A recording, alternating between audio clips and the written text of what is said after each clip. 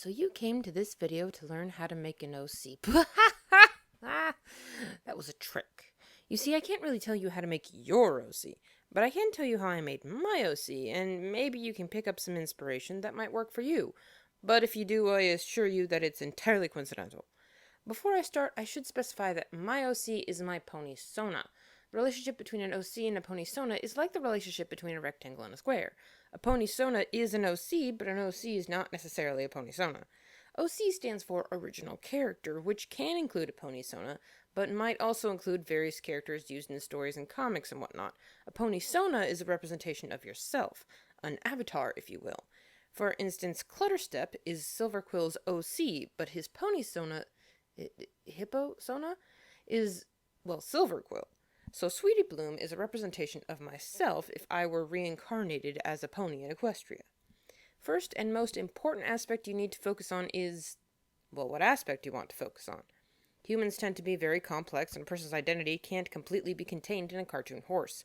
For instance, I can focus on my Whovian traits, or my Potterhead ways, or my love of science, or my nationality or heritage, or even a character trait like stubborn or pessimistic. These are all things that are important to me and very much a part of me, but they are not on their own me. I can, of course, incorporate multiple aspects, but I really should start with a focus. While focusing on one of my many fandoms were tempting, especially Disney, I wanted something more vague. I decided to focus on my wallflower tendencies. In my life, I try not to bring attention to myself. I have what I call elephant steps. That is to say that despite my size, I can sneak up on people. I can attend an event and no one would remember I was there, and there would be little photo evidence. Even if we all took one big group photo, I'd be the little lump at the top of the head in the back. That was who I wanted my character to be. Someone who could make a cameo in an episode, but no one would remember she was there. This, of course, calls for rather basic design. So let's start out. Firstly, I'm a mare. Secondly, my body type is going to be average. Now, in reality, I am not average size, and while I did say that this was a representation of myself, pony sonas also allow for a bit of wish fulfillment. You'll find this crops up most in body types. The tall unicorn is actually average height. The tiny wolf is actually really freaking tall. So I get to be average size because I say so, and also because there are only so many body types to choose from, and remember, I don't want my character to stand out. Next, let's move to colors. I find it rather important to stick to one's natural eye color, so dark blue for me. Now for hair, I personally believe one's OC's mane should be how you would want it to be if everything fell into place. Your work or school allowed you to dye it crazy colors. It worked well with your skin tone or face shape. You had perfect genetics to make that perfect effortless texture. For myself, I'm relatively proud of my natural hair. That being said, I don't exactly have hair as yellow as corn. I'd describe myself more as a dirty blonde. Kind of similar to how KP describes and portrays her mane. But again, I'm trying to play it simple, so a good old-fashioned cartoon blonde is going to have to do. Next would have to be coat color. If you're going off of physical appearance, I should probably have a white coat, but if coat color has to do with race, then what the heck is Rainbow Dash's heritage? So I went with the usual default of my favorite color, pink. Now for the more intricate designs. Now, I usually wear my hair in a ponytail, so I knew I wanted to incorporate that in my OC. At first I thought I'd have to settle for some Applejack copycat, but as I went through the third incarnation of Pony Generator, which is not a terrible place to start out for the artistically challenged to plot out how they want their OC to look, I found this hairstyle. When I was in preschool, I had Shirley Temple curls. When I was in elementary school, I had straight hair with a slight curve at the bottom. Nowadays, I've evened things out to wavy hair, and I appreciate that this style had that, and I've always been a sucker for bangs. But not these bangs. They were a little too perfect for me, and what's worse, they came way too far down to be able to see my eyes. That's why my first videos had me as a filly. It was the only way I could have that hairstyle and see my expressions. Nowadays, I have a messier look to my bangs, which I like. Now to my eyes. At first, I just had Fluttershy eyes, but the first person who redesigned my OC said it made me look like a recolor. And he was right. But I liked the idea of my OC having slightly, shall I say, droopier eye shape, mainly because I myself have smallish eyes and default expression of looking concerned. So we compromised and he gave me the normal Applejack eyes, but with one frame into the blink cycle so the eyes almost look like they're partially closed, but not to Maud's extent or anything.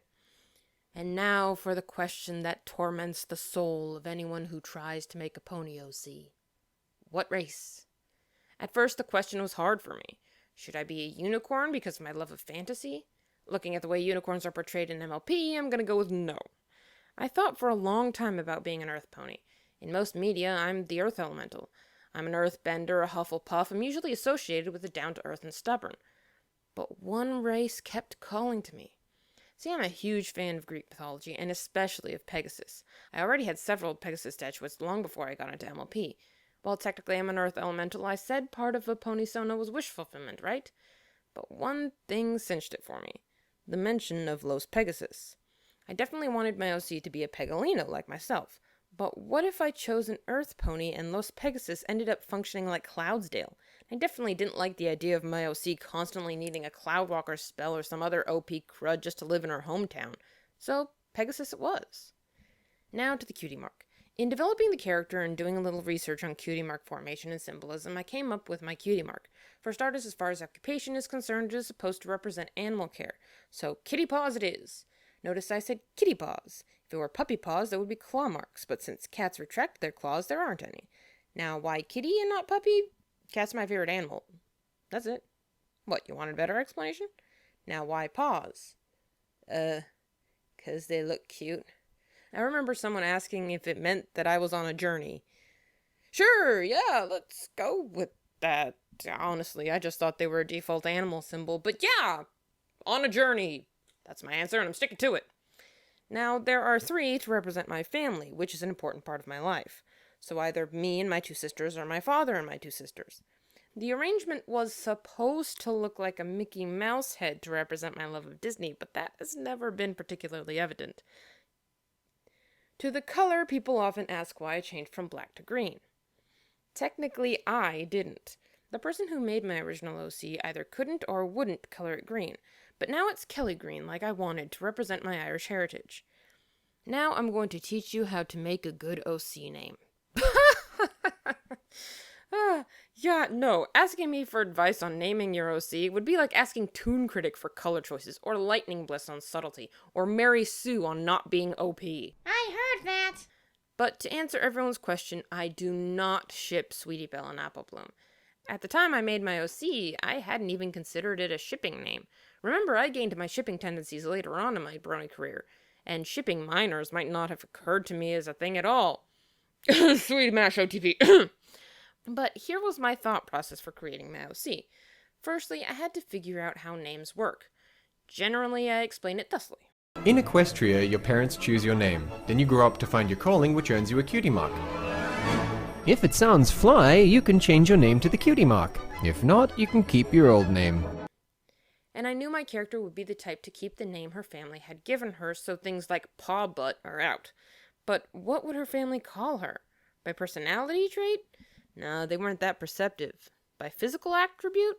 Sure, Pinky. Oh, wait, that's already a thing. No, they were more likely to give me a name describing my role in the family anyway. Third born? Youngest one? If it were up to my mother, I'm sure I would have been named Reason I'm Fat. I wanted to ask my family and friends, but none of them were bronies. And how do you explain how equestrian names work in a show they've never seen? And more importantly, how do you explain why it is an important enough question to bother them with? Besides, I'd probably just get a quip from my dad saying that I should be called 3 Sneezes. I gave up for a while until I watched my favorite episode at the time, Sisterhood of Social. I love that episode for several reasons, the least of which not being that, as I've already stated many times, I'm the youngest of 3 sisters by a significant margin, the eldest of which acts a lot like Applejack, the middle sister acts a lot like Rarity. And I thought while watching that episode that I suppose that makes me some sort of combination of Apple Bloom and Sweetie Belle. And that's when it hit me. I have a name to indicate that I'm the youngest sister. Now, Sweetie Bloom obviously sounded better than Apple Belle for no other reason than my OC and her family really had nothing to do with apple production. Now, at first, I just thought, yeah, that's an alright placeholder until I can think of a better one. I never thought of a better one. And I think by now, if I did, it'd be too late to change it. And people have said that I live up to the Sweetie half of it. I'm still not sure about the family name of Bloom, but I'm probably stuck with it lest rumors of me getting married start flying around. Another aspect of an OC is backstory, which if you are creating a regular OC should be the first thing you do. But for me, it was the first and last thing I did. That is to say, it being my pony Sona, I wanted her to have a ponified version of my own backstory. Hence the importance of her living in Los Pegasus, and her love of animal care. The only part of the backstory I probably didn't mention would be her parents splitting up when she was filly and having to travel alone to Trottingham every summer to visit her mother since her sisters were already mares working on their own careers, which is where she met Puzzlepiece, but that's a story for another day. The reason I say it's also the last part is that, at least for me, this story is subject to change. If they reveal more information on Los Pegasus or my family makes their own OCs that might change the story, things like that can change the more specific details of my pony's life. Well, that pretty much covers it. Sweet Bloom is more or less complete. I'm sure this wasn't any help to anyone, but at least I was able to answer some of the questions from that Q&A special I never finished. Doodles!